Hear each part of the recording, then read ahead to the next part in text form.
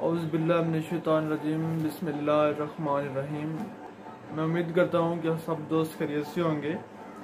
دوستو، آج کا جو میرا ٹاپک ہے وہ انڈے کی زردی کے بارے میں ہے۔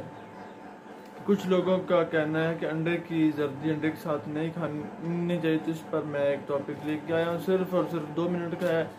اگر آپ نے ابھی تک میرا YouTube channel Kazmi medical and health tips کو سبسکرائب نہیں کیا تو ابھی سبسکرائب کر دیں اور ساتھ ہی موجود بیل آئیکن کو بھی پریس کر دیں تاکہ میری آنے والی ہر ویڈیو آپ تک بآسانی پہنچ سکے۔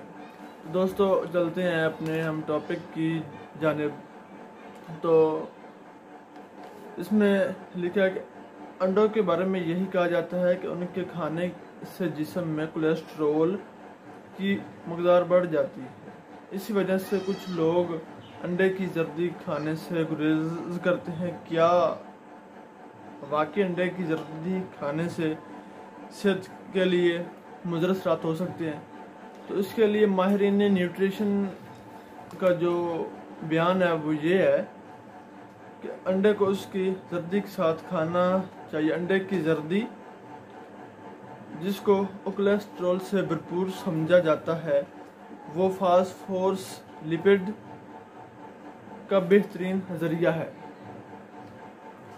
تو یہ تھا ماہرین نیوٹریشن کا بیان، اور اس سے آگے انہوں نے کہا کہ فاسفورس لپڈ کے بارے میں بتایا کہ یہ ایک طرح کی چربی ہوتی ہے جس سے کولیسٹرول کے میٹابولزم پر فائدہ مند اثرات مرتب ہوتے ہیں، ساتھ ہی جسم میں سوزش دور کرنے کے لیے بھی فائدہ مند ہے۔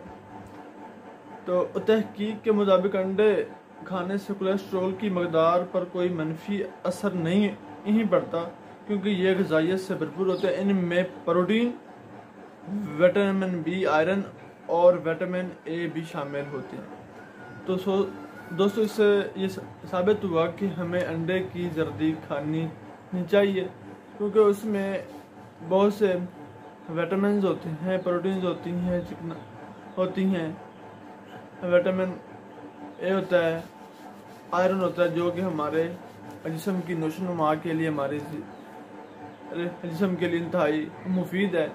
تو ہمیں انڈے کی زردی کھانی چاہیے۔ جو لوگ ڈیلی بیس پر انڈا استعمال کر رہے ہیں، ان سے گزارش ہے کہ وہ کمنٹ سیکشن میں بتائیں کہ ان کی صحت پر اس کے کیا اثرات مرتب ہیں، تاکہ میں آنے والی ہر ویڈیو میں آپ کو بہتر سے بہتر گائیڈ کر سکوں۔